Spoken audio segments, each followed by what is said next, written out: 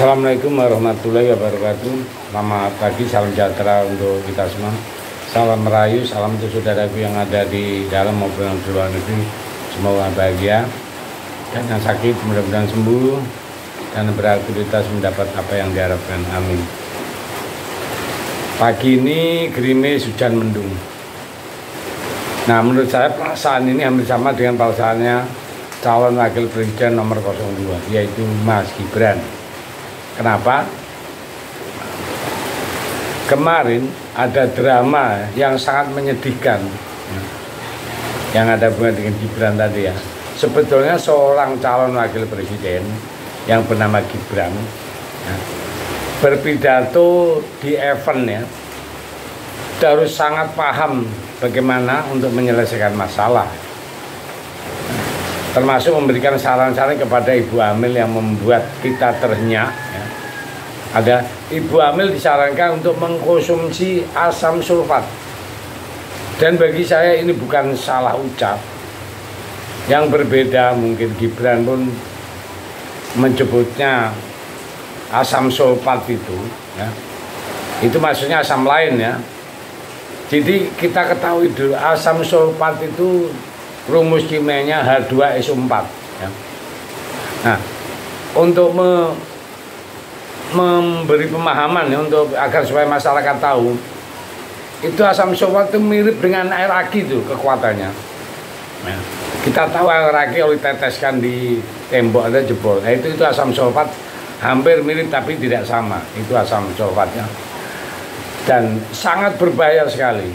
Netes tangan aja hancur tangannya. Nah, bagaimana kalau asam sulfat yang sebegitu bahayanya diberikan kepada ibu hamil? Nah, mungkin maksudnya Mas Gibran adalah itu bukan asam sulfat, ada semacam asam ya, tapi itu berbeda sekali.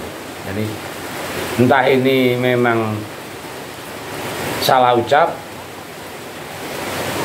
Menurut saya ketidaktahuan seorang Gibran aja yang hanya copy paste, kemudian di training oleh tim sesnya, tapi mungkin karena kapasitas terbatas sehingga ngomongnya belepotan, akhirnya Gibran dibully. Nah, inilah buah dari pada pemimpin karbitan yang mempunyai kapasitas terbatas dipaksakan menjadi pemimpin nasional.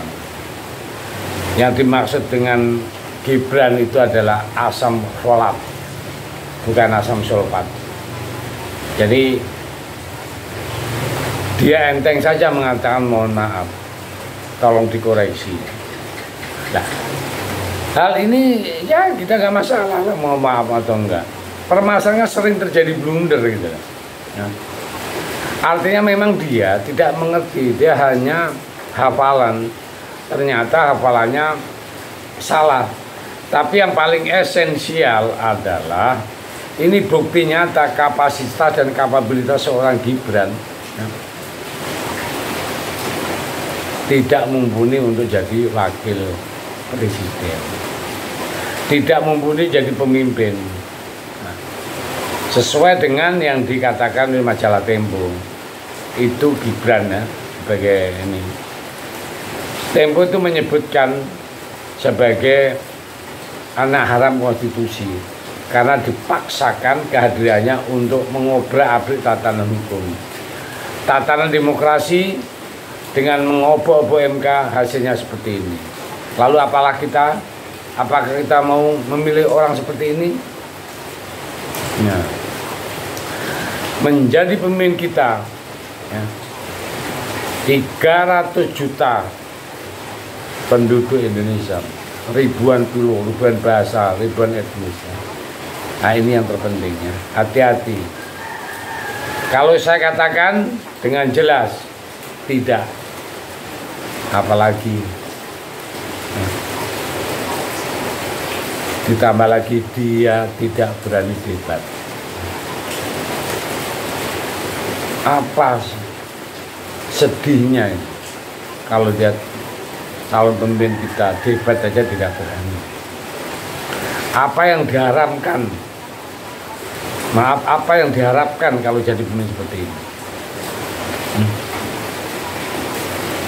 ini yang maksa dia ini juga keterlaluan menurut saya.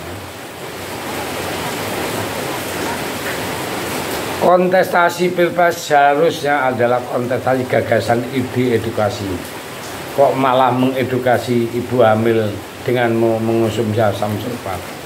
Jadi benar-benar blunder. Bukan hanya blunder menurut saya, ini karena memang ya seperti itu kapasitasnya. Kita nggak boleh membuli atau menyalahkan Gibran terus-menerus ya. Kita juga akan menyalahkan orang yang memaksa Gibran menjadi cawapres. Padahal kapasitas terbatas, kesalahan-kesalahan Gibran seperti itu. Kalau ngomong juga terbatas, sepotong-potong. Jadi sangat menyedihkan. Dan dari timnya terpaksa tiap hari harus menutup, memoles, mengecat segala macam. Ada yang mengatakan dia tidak debat itu dia punya intelijen, bla bla bla. Kalau salah ucap kayak begini, bagaimana? Ya bagaimana harus memimpin Indonesia dengan kompleksitas ya, masalah yang sangat besar, belum lagi masalah ekonomi, pertahanan, keamanan, masalah pertanian, masalah geopolitik, masalah politik luar negeri, masalah global. Bagaimana jadi kita ya, dengan bahasa mencoba-coba untuk jadi pemimpin muda. Saya ingat apa yang dikatakan oleh Basuki Cahayapurnama atau Ahok, untuk menjadi pemimpin Indonesia jangan coba-coba. Ini adalah hasilnya kalau pemimpin coba-coba. Tidak bisa membedakan asam sulfat dengan asam folat ya. Kita semua sudah melek, kita semua sudah tahu, kita semua sudah cerdas.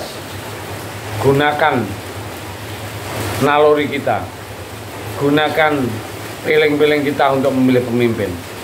Kalau salah memilih pemimpin, Indonesia berbahaya. Anak cucu kita taruhannya ya. Jadi mari kita song-song tahun 2024 bisa memilih pemimpin yang memang betul-betul leadershipnya memang sudah ada, yaitu di Pak Ganjar dan Pak Mahfud. Itu tidak diragukan lagi. Siapa yang meragukan? Ayo. Tidak. Mari kita untuk Indonesia, bukan untuk Ganjar dan Mahfud, untuk Indonesia Raya menuju 2045.